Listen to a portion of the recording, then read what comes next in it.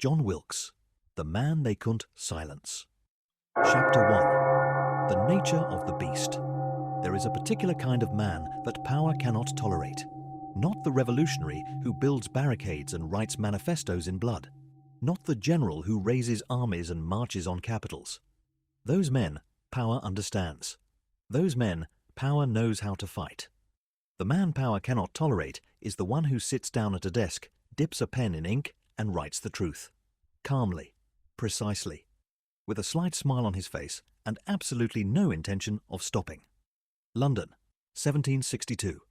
The British Empire is at the height of its arrogance. The 7 Years' War has just ended. Britain has won, spectacularly, expensively, and with the kind of national confidence that makes governments believe they can do anything, including silence the people who disagree with them. King George III sits on the throne, young and stubborn and surrounded by advisers who tell him what he wants to hear. His Prime Minister, the Earl of Bute, is deeply unpopular, widely suspected of corruption, and possessed of the particular fragility of men who have power they didn't fully earn. Parliament is a club. The press is largely controlled. The machinery of state is well oiled and deeply convinced of its own permanence. Into this landscape walks John Wilkes, Member of Parliament, rake, gambler, libertine, man of extraordinary wit and almost theatrical ugliness, a fact he acknowledged freely, claiming he needed only 30 minutes to talk away his face. A man whose personal life was a continuous scandal and whose public life was a continuous confrontation. A man who looked at the most powerful government in the world, at the king and his ministers and their lawyers and their prisons, and decided with complete clarity that he was not impressed. What follows is not a story about virtue. Wilkes was not a saint. He was not, by any conventional measure, a good man. He was something rarer and more useful, a man who understood that the freedom of every person in a society depends on the willingness of someone, anyone, to refuse to be silenced, regardless of the personal cost. He paid that cost, repeatedly, in full. And the world he helped create, the world where governments cannot simply arrest journalists for criticizing them, where the press has rights, where voters have a say in who represents them, that world is, in no small part, his inheritance to us. Chapter 2. The North Briton. In June of 1762, John Wilkes launched a newspaper. He called it the North Briton. The name was a deliberate provocation, a reference to the Earl of Bute, the King's Scottish Prime Minister, whom a large portion of the English public viewed with barely concealed contempt. The paper's purpose was equally deliberate, to attack the government, not gently, not with the diplomatic hedging of a man who hoped to keep his options open, directly, personally, savagely, with the precision of someone who had read every law, understood exactly where the line was, and had decided to stand 1 inch behind it and stare across it with unconcealed amusement. Each issue was numbered. Each issue was read. In the coffee houses of London, in the clubs, in the streets, the North Briton became the most talked-about publication in the country, not because it was the most eloquent, though it was often brilliant, but because it said out loud what everyone was thinking and nobody else had the audacity to print. Wilkes understood something about power that most of his contemporaries had not yet articulated. That governments derive their authority from the consent of the governed, and that consent cannot be manufactured indefinitely through censorship and intimidation. The people know when they are being lied to. They may not say so, in a world where saying so carries consequences. But they know, and a newspaper that told them they were right to know, that their instincts were correct, that the men in power were exactly as corrupt and self-serving as they appeared. That newspaper would find an audience. He was right. The circulation of the North Briton grew with each issue, and in April of 1763, Wilkes published issue number 45. Chapter 3, number 45. Issue 45 of the North Briton attacked the King's Speech directly. The King's Speech, the address delivered at the opening of Parliament, was by convention considered sacrosanct. It was the voice of the monarch. To criticize it was, in the view of the government, something approaching sedition. Wilkes criticized it anyway, with the methodical thoroughness of a man who had been waiting for exactly this opportunity, describing the speech as a document of falsehoods delivered by ministers who had prostituted their offices for personal gain. The government's response was immediate and catastrophic, not for Wilkes ultimately, but for the principles it attempted to establish. The Secretary of State issued what was called a general warrant. A general warrant was a document authorizing the arrest of unnamed individuals, not specific people, not named suspects, but anyone the authorities decided to sweep up in connection with an alleged offense. It was, in essence, a blank check for government power, a legal instrument that allowed the state to reach into any home, any office, any print shop, and take whatever and whoever it wanted, with no requirement to justify the specific target in advance. 49 people were arrested under the warrant connected to issue 45. Printers, publishers, associates. The net was cast wide, deliberately, intimidatingly, as a message to anyone involved in the production or distribution of criticism against the government. And then they came for Wilkes himself. Chapter 4. The Tower. He was arrested on the 30th of April, 1763. Taken to the Tower of London, not a metaphor, not a figure of speech, but the actual Tower of London, the ancient fortress on the Thames, where the English state had been imprisoning its most inconvenient citizens for 7 centuries. The Tower had a particular quality in the minds of those who knew its history. It was not merely a prison. It was a statement, a way of saying, look at what we can do to you. Look at where you are. Look at the walls around you and the river below you, and consider whether you would like to reconsider your position. Wilkes considered his position, and concluded that his position was correct. From inside the Tower he did not recant. He did not apologize. He did not produce the kind of quiet, defeated silence the government was hoping for. He prepared his legal arguments instead, with the focused attention of a man who had just been handed the strongest possible evidence for everything he had been writing. The government, it turned out, had made a catastrophic legal error. As a Member of Parliament, Wilkes was protected by parliamentary privilege from arrest for seditious libel. This was not obscure law. This was established, documented, unambiguous protection that the Secretary of State had either forgotten or decided to ignore. The court found in Wilkes's favour. He was released, and the government was left standing in the wreckage of a prosecution that had not merely failed, but had demonstrated publicly and irreversibly that it had been willing to violate its own laws to silence a critic. But this was only the beginning. Chapter 5. General Warrants and the War for Principle. Wilkes did not go home and rest quietly after his release. He sued. He sued the Secretary of State personally for illegal arrest. He sued the messengers who had searched his papers. He pursued the legal consequences of the general warrant with the methodical ferocity of a man who understood that the principle at stake was larger than his own case, larger than the specific government that had wronged him, larger than any individual confrontation between power and the individual. The court rulings that followed were foundational. Chief Justice Pratt, later Lord Camden, found that general warrants were illegal, not inconvenient, not excessive, illegal. A government could not issue a blanket order to arrest unnamed persons.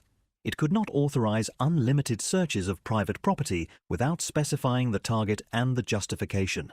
The warrant had to name the person. It had to establish the cause. It had to be specific, limited, accountable. These rulings do not sound revolutionary to a modern ear because they are now so deeply embedded in legal systems that we take them for granted. The Fourth Amendment to the United States Constitution, which protects against unreasonable searches and seizures and requires warrants to be specific and justified. That amendment was written a generation later by men who had watched what happened in London between 1763 and 1770 and had drawn the appropriate conclusions. The Wilkes cases were not a footnote to constitutional history. They were a primary source. Wilkes received substantial damages. The government was humiliated. The general warrant was dead. And Wilkes was expelled from Parliament. Chapter 6. Exile, outlawry, and the persistence of the inconvenient. The government, having failed to imprison him legally, attempted to destroy him procedurally. In 1764, Wilkes was expelled from Parliament on the grounds of a separately published obscene poem, a piece of writing so spectacularly inappropriate that even his supporters found it difficult to defend, which was perhaps the point. The obscenity charge was a tool, wielded not because the government was particularly concerned with literary standards, but because it was an available mechanism for removal that didn't require them to engage with the political substance of his journalism. He was also convicted of seditious libel in absentia, having left for France before the trial. He was declared an outlaw, a formal legal designation that stripped him of the protection of the law entirely, meaning that anyone could, technically, harm him without legal consequence. He was a man whom the full machinery of the British state had attempted to locate, arrest, prosecute, expel, and legally erase. He lived in France for 4 years. In relative comfort, it should be noted, because Wilkes was nothing if not resilient, and also because he had friends. In 1768, he returned to England. He surrendered himself voluntarily to the authorities. He stood for Parliament, while technically an outlaw, for the constituency of Middlesex. He won. Chapter 7. Middlesex and the Meaning of Representation. The election of 1768 should have ended matters. A constituency had chosen its representative. That representative had won a democratic election. The mechanism of representative government had functioned as designed. Parliament expelled him again. 3 more times, the voters of Middlesex elected John Wilkes to Parliament. 3 more times, Parliament declared the election void and refused to seat him. On the 4th occasion, Parliament went further. It declared that the candidate who had come second, who had lost the election, would be seated instead, on the grounds that the winner was ineligible. This decision, to override the explicit choice of voters and install the loser of an election in the place of the winner, sent a signal so clear and so alarming that it galvanized public opposition in ways that the government had not anticipated and could not control. The question was no longer about Wilkes personally. The question was now about whether elections meant anything, about whether voters had the right to choose their own representatives, or whether Parliament reserved the right to simply discard choices it found inconvenient. Across London, the number 45, the number of the issue of the North Briton that had started everything, became a symbol. It was chalked on doors. It was scratched into the sides of carriages. It was the number shouted by crowds in the streets. The Austrian ambassador to London reported home that the streets were full of people shouting "Wilkes and Liberty," with an intensity that made him distinctly uncomfortable about the stability of the English political situation. He was not wrong to be uncomfortable. The crowd that gathered in St. George's Fields in May of 1768 to protest Wilkes's imprisonment was fired upon by soldiers. 7 people were killed. The government called it the maintenance of order. The public called it the massacre of St. George's Fields. The gap between those 2 descriptions is, in many ways, the gap between every government and its people in moments of crisis.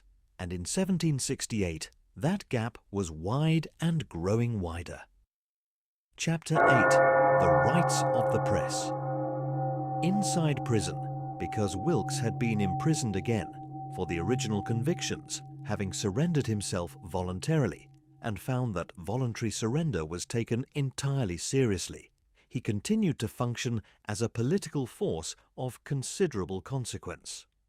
The case that emerged from this period of imprisonment is, in the long history of press freedom, one of the most important ever decided on English soil. In 1771, Wilkes, now an alderman of the City of London, elected while still technically an outlaw, because the City of London did not feel that the government's opinion of Wilkes required their agreement, became central to a confrontation over the right of newspapers to report the proceedings of Parliament. At the time, parliamentary debates were secret.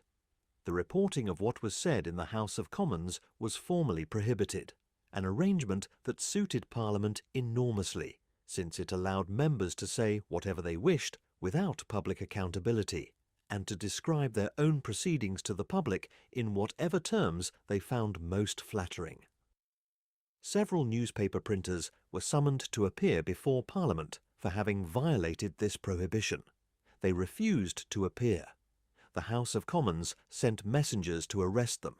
The City of London, where Wilkes wielded significant authority, promptly arrested the parliamentary messengers instead, for causing a disturbance within the city's jurisdiction.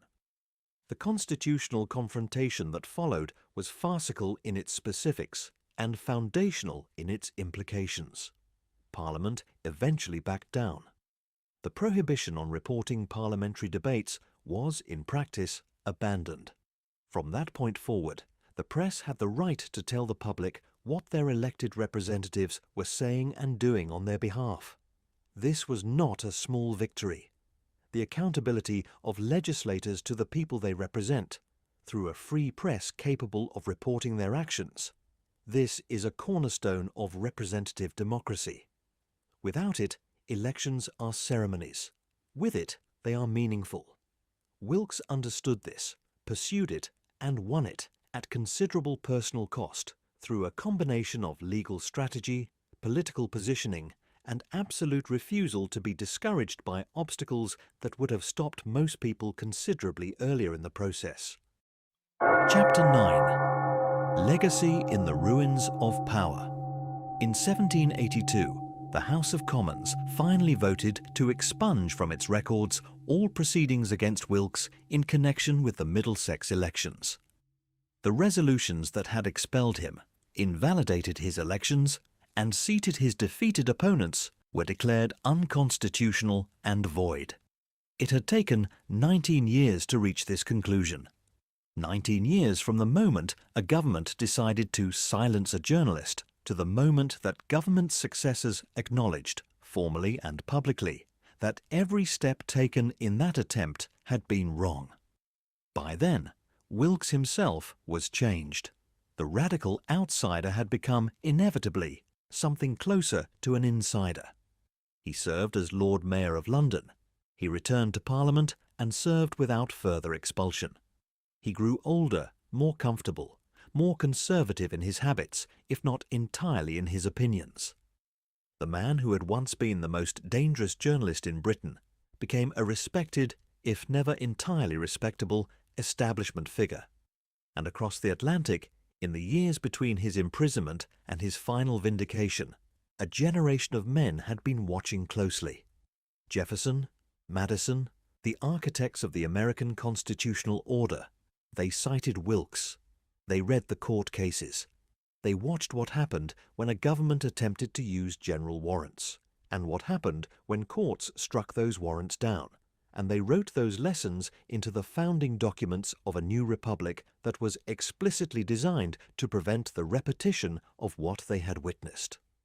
The Fourth Amendment, press freedom, the right of citizens to know what their government is doing, the principle that elections cannot be overridden by the powerful because they produced inconvenient results. None of these things were inevitable. None of them arrived without someone paying a price to establish them. Epilogue: The Price of the Principle. John Wilkes died in 1797. He was 70 years old. He had spent time in the Tower of London, in prison, in exile, in courtrooms, in Parliament, and in the streets of London, surrounded by crowds shouting his name. He had been prosecuted, expelled, outlawed, imprisoned, and then, eventually, vindicated. His personal life was, to the end, irredeemably chaotic. His finances were perpetually disordered. His relationships were complicated. He was not, in any conventional sense, a man to be held up as a model of personal virtue. But here is what he was. He was a man who understood that freedom is not given. It is taken. It is argued for, litigated for, protested for, and on occasion imprisoned for. It is established not by the powerful granting it from above, but by individuals refusing, repeatedly at personal cost, without guarantee of success, to accept its absence. Every journalist who publishes a story a government doesn't want published. Every court that strikes down a warrant that exceeds the law. Every voter who insists that their vote means what it says it means. Every person who reads the news and expects it to be true and expects their representatives to be accountable for what they do in their name. These people are the heirs of a tradition that has a very long history and a very specific price. Some of that price was paid by John Wilkes, in a prison cell overlooking the Thames, with a pen in his hand and absolutely no intention of stopping. The number was 45. Remember it.